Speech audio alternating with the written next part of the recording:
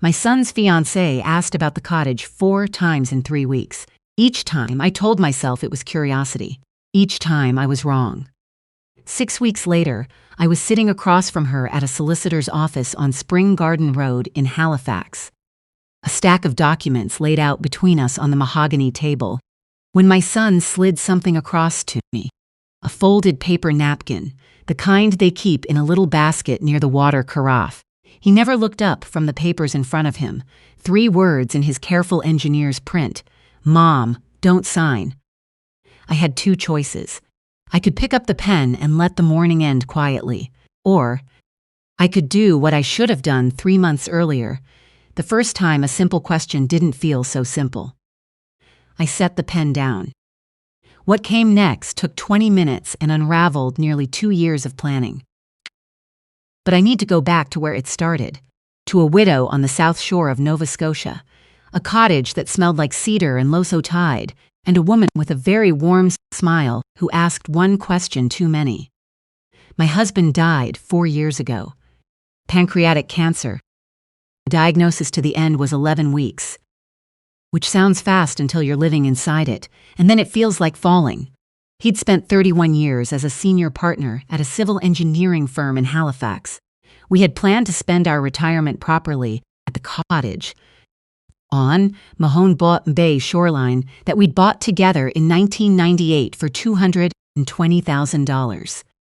By the time he died, the property was worth something closer to $3.5 million. The real estate market along that part of the South Shore had transformed over the decade prior. Summer people from Ontario and Alberta had discovered it. Development companies had followed. And what had once been a modest piece of waterfront was now sitting at the edge of something considerably more valuable. We had never once mentioned this to anyone outside of our solicitor and our accountant. We drove the same cars, kept the same accounts, lived on the same scale we always had. The cottage didn't look like money. It looked like driftwood siding, a wraparound porch with mismatched chairs, and a hand-lettered sign above the door that read the Mercer's Place in faded blue paint. After he died, I left the sign exactly where it was. I was 63. I had retired from nursing 2 years before his diagnosis, after 34 years in pediatrics at the IWK Health Center. I knew how to read people.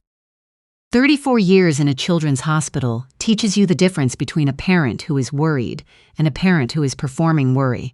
It teaches you to watch the eyes before you listen to the mouth. It teaches you that when something doesn't fit, it doesn't fit, and the comfortable explanation is usually the wrong one. My son was 31. He'd inherited his father's steadiness, careful, methodical, not the kind of man who rushed anything. He'd been single for long enough that I had genuinely stopped wondering, and then last September he called me on a Tuesday evening and said, "Mom, I met someone. I think she might be it."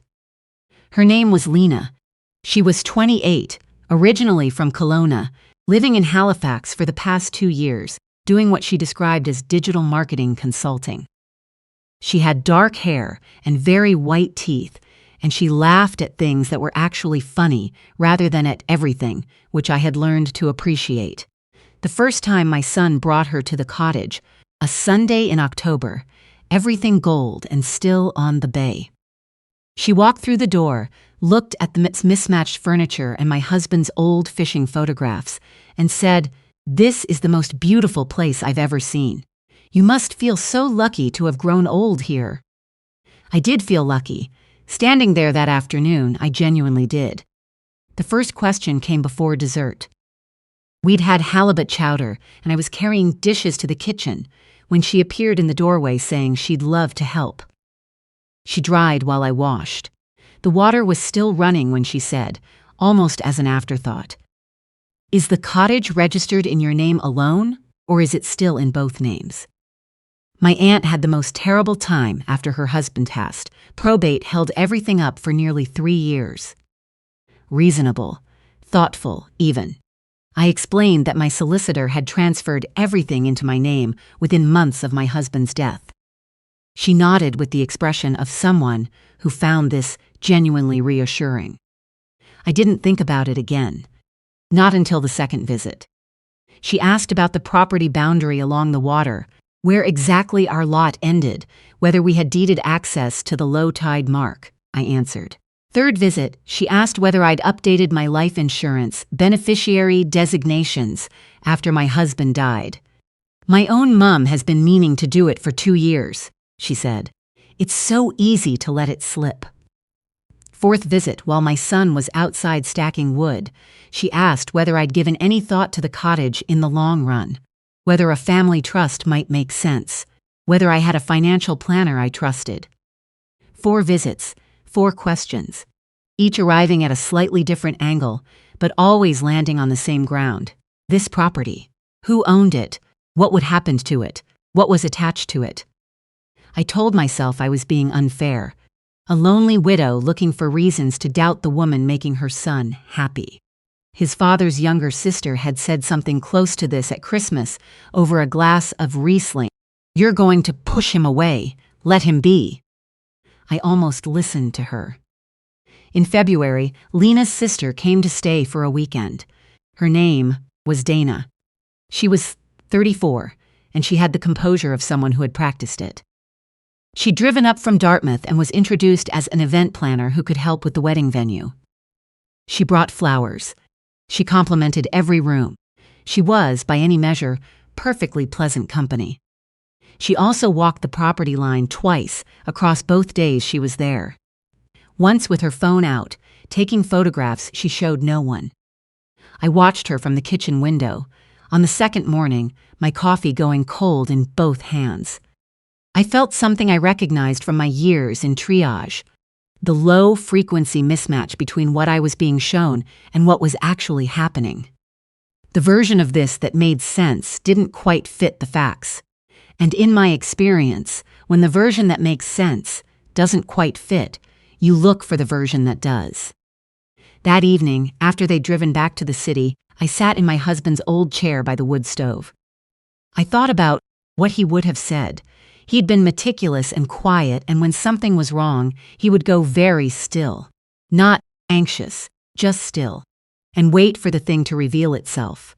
He used to say, "Don't react to the smoke. Wait and find the fire." I picked up the phone and called my solicitor. I'd worked with her for 15 years. She'd handled my husband's estate with a precision and care that I would always be grateful for. When I finished explaining the 4 questions, the property walks, Dana's photographs, my instinct, there was a careful pause. "How long has your son been with her?" 5 months, engaged for 3 weeks. Another pause. "Let me suggest something," she said. "Before anyone takes another step, let's look into it. Quietly. I can give you a name, a private investigator, former RCMP, very thorough. The people who ask the most detailed questions about what other people own are often the people with the most to conceal about their own history." I hired him the next morning. He called me 8 days later. He began with Lena. Before Halifax, before Kelowna, she had lived in East Vancouver for 3 years. In a common-law relationship with a man who had purchased a 1-bedroom condominium in Mount Pleasant. They had moved in together after 7 months of dating.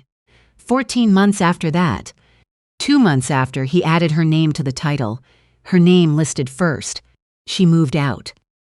The property dissolution process had taken 4 months.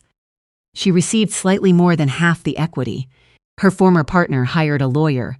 The lawyer recovered approximately 60 cents on the dollar. Lena had relocated out of the province 6 months later. There was also a complaint filed in the interior, a property dispute in Penticton involving a relationship that had ended abruptly and at some financial cost to the other party. Nothing that led to charges, nothing that crossed into the criminal, but a pattern. He let that settle, then continued. The sister doesn't do event planning. Dana holds an active real estate license in Nova Scotia, has for 6 years. She's registered with a residential brokerage in Dartmouth, low transaction volume. He paused. 11 days ago, she contacted a commercial development company based in Halifax. She sent them a property summary for a waterfront parcel on the South Shore. Square footage, lot dimensions, approximate shoreline access. The description matches your property almost exactly. The email identifies her as a family representative with, and I'm quoting, informal knowledge of the owner's timeline and intentions. The room went very quiet. They wrote back, he said. They're interested. They asked for the civic address. She doesn't have the civic address, I said. My voice came out steadier than I felt. I never gave it to her. No, he said, not yet.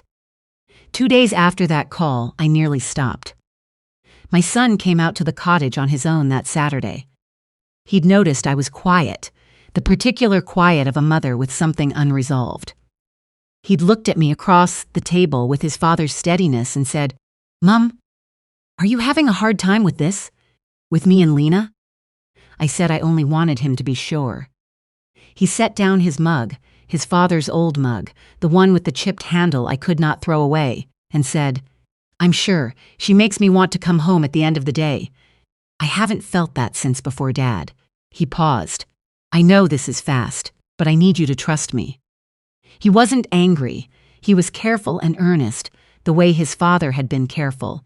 And I looked at him sitting there and thought, what if this is grief?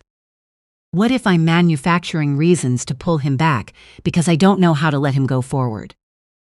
I almost called my solicitor and told her to stop everything. Then the investigator sent the last file. It was a printout from the Nova Scotia Civil Court Registry, a wrongful dismissal case filed in 2009. The plaintiff was a tradesman, a laborer who had worked for a Halifax civil engineering firm for 19 years before being let go without severance or a reference. The case was decided against the plaintiff after a lengthy process. The settlement terms had been authorized by the executive committee of the firm, the same firm where my husband had been a senior partner for 26 years. The plaintiff's surname was the same as Lena's, her father. I read the document 4 times. I went to the window and looked at the bay. A February sky, pewter and flat, the kind of light that doesn't flatter anything. Lena had been 16 when her father lost that case. The investigator had located an old online forum post, the kind of raw, unfiltered writing people used to do in the early years of the internet. Before they understood, it was permanent, where someone using her father's first name described the aftermath. The lost house in Kelowna when his daughter was 17. The years of trying and failing to find comparable work. The way a family comes undone when the structure beneath it gives way all at once. She had not come to my son because she fell in love with him first. She might have come to love him. I cannot know that, and I have made my peace with not knowing. But what she had seen, the first time she saw his name, was the same surname as the man whose firm had destroyed her father's livelihood. She had done her research before their 3rd date. I did not feel the anger I expected. I felt something heavier and quieter. The recognition that a real injury had been done long ago in a boardroom decision that my husband had likely signed without ever knowing the name of the man affected, and that this had been carried forward by his daughter for more than a decade and turned into a weapon and aimed at my son. I was not going to excuse what she had planned, but I held the truth of it beside everything else, and I let it be complicated. My solicitor drafted the trap. Her assistant prepared a single document, not a real legal instrument, just plausible enough to pass a quick reading, that described a draft cohabitation agreement. Buried in the 3rd clause was a line stating that upon marriage, all real property held in the name of the primary family member shall transfer in equal share to the spousal party upon registration of the union. It was not how property law works in Nova Scotia. A real estate solicitor would have identified it immediately. But it was printed on the right paper and formatted correctly, and it was designed to be found by someone who was looking for exactly this kind of confirmation. I left it on the kitchen counter during Lena and Dana's next visit, behind the fruit bowl, folded but not fully closed. My son and I went to the garage to look at his father's old woodworking tools. We were outside for 40 minutes. The investigator had installed a small camera in the kitchen before that visit. Legal under Nova Scotia law. My solicitor had confirmed it with a judge before we proceeded. The footage ran for just over 5 minutes after I left the room. Dana found the document while tidying the counter. She read it. She photographed it with her phone. She showed it to Lena. Lena read it twice. She said, "The audio was clear. This is better than I thought it would be." Dana was already typing. 63 hours later, Dana sent the development company my civic address and a projected timeline. She described herself in the email as acting on behalf of a family member with decision-making authority regarding the property. The development company's legal contact called my solicitor's office the following morning. He had done his own due diligence. He had no interest in being party to a fraudulent transaction. He forwarded every email in the chain. The next evening, Lena called my son to suggest they move up the registry appointment, the one where I was to sign an agreement acknowledging their relationship's intention regarding the property. She said it would be meaningful to formalize things while the momentum was good. My son texted me after the call, "Can we move the appointment up? She seems really keen to get things official." I texted back, "Of course, whatever you need." The solicitor's office is a quiet building, the kind that has aged into dignity. Dark wood, high ceilings, the smell of paper and lemon oil. My solicitor met me in the corridor at 9:45. She had the camera footage on a tablet, Dana's email chain printed in full, the Vancouver court records, the Penticton complaint, and the 2009 Nova Scotia wrongful dismissal case with the plaintiff's name highlighted. When my son arrived, he was alone. He looked like he hadn't slept. He told me Lena was 5 minutes behind. She'd been on a call in the car. He sat down. He looked at his hands, and then he pushed the folded napkin across the table to me. 3 words. I looked at him. "Last night," he said quietly. "She was on the phone in the bathroom." The door wasn't completely closed. He stopped, pressed his mouth into a line the way he used to as a small boy when he was working very hard not to cry. She said, "The old woman's place will be easier to move once I'm officially his wife." Then she said your sister's name. He'd sat in his car outside his building for 2 hours after that. He told me he'd thought about not coming at all.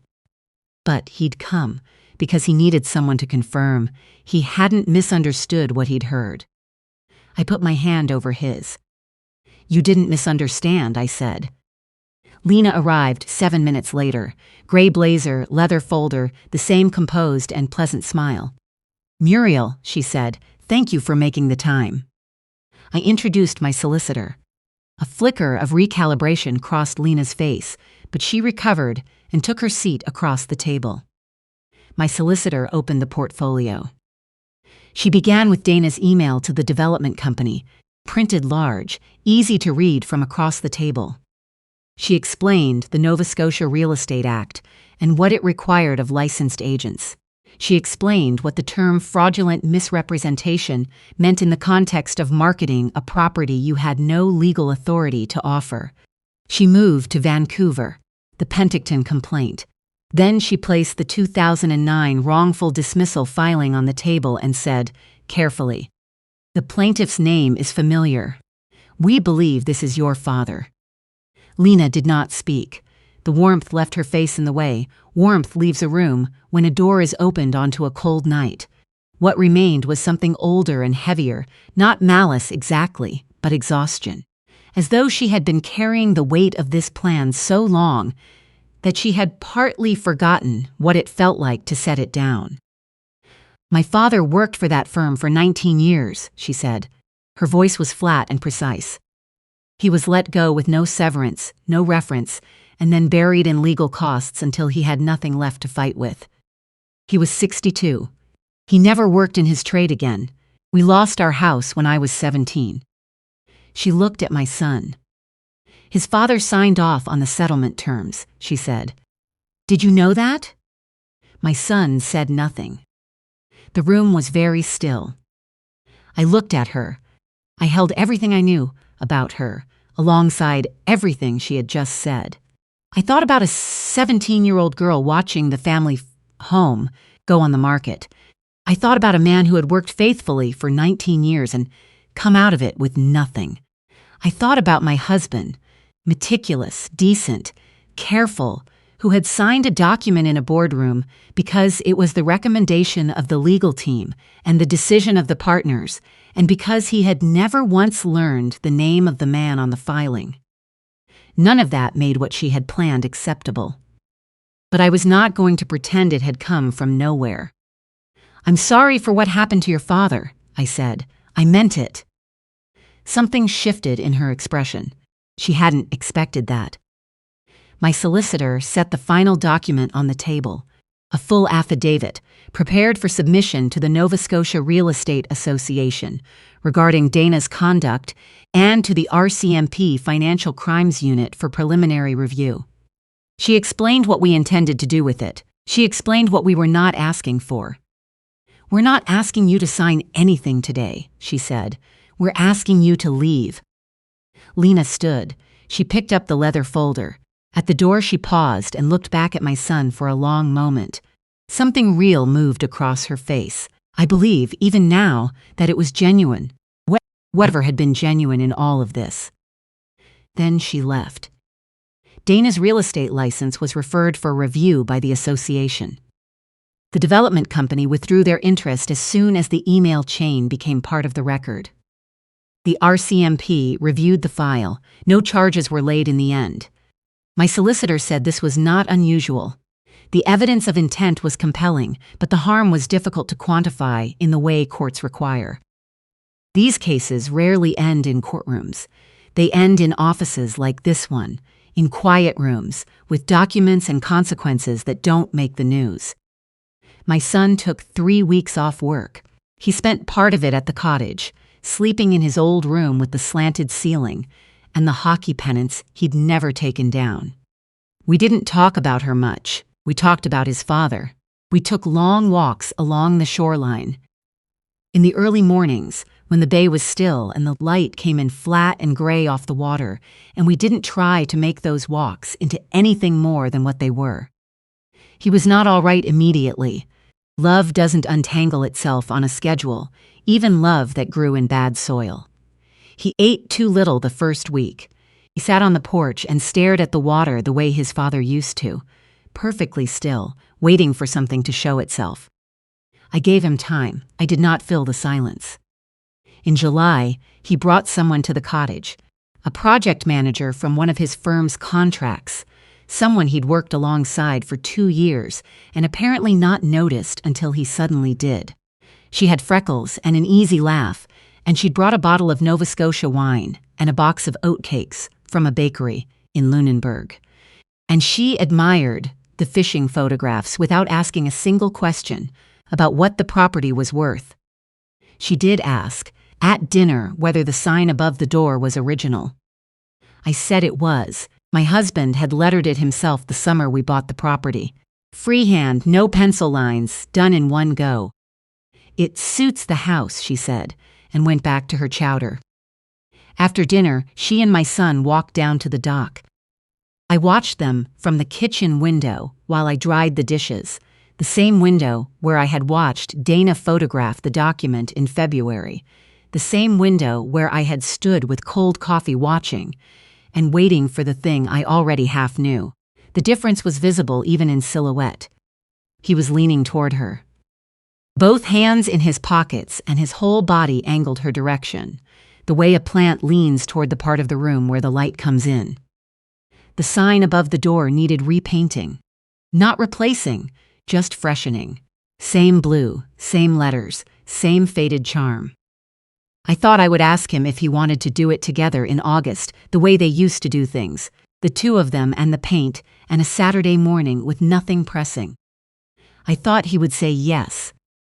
I'm not telling you this story, so you'll mistrust the next kind person who walks through your door. Most kind people are simply kind. Most questions are just questions. But if someone you have recently met keeps returning to the same territory, what you own, who it's registered to, what happens to it when you're gone. And they always have a perfectly reasonable explanation for why they're asking. I want you to hear what I've learned to hear.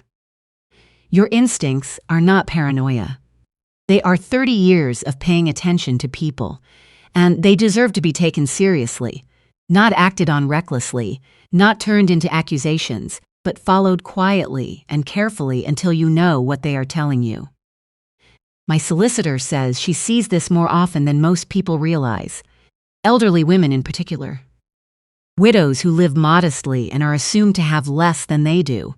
Women who are lonely enough to want to believe the warmth they're being shown is genuine. The cottage is still here. The dock is still here.